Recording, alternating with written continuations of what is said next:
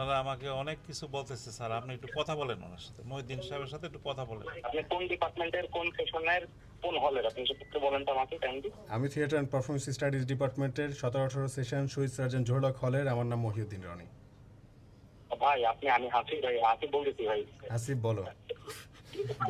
ভাই কি বলতে ভাই, আপনি কি তোমার একটু ক্লিয়ার করে বলেন তো। ব্যাপারটা হচ্ছে এই যে এখানে যে ব্যক্তি বসে আছে ফোন, আমরা তো ওনার সামনে দাঁড়ায় আছি, এই ব্যক্তির ব্যাপারে অভিযোগ আসছে যে যখন শিক্ষার্থীরা আসছে বুঝছো গুলি টলি খেয়ে, এই ব্যক্তি হচ্ছে শেখ হাসিনার যে নির্দেশনা দিয়েছে যে কোনো শিক্ষার্থীকে যদি এখানে আহত কোনো শিক্ষার্থী আসে তাদেরকে যেন ট্রিটমেন্ট না দেওয়া হয়, হ্যাঁ, এবং সেটা বাস্তবায়ন করার যে মিটিংটা হয়েছে সেই মিটিংয়ে এই ব্যক্তিও মানে যুক্ত ছিল। দফাদারদের কবর দেয়, সেই দফাদারদের কবর দেওয়ার মধ্যে উনিও একজন।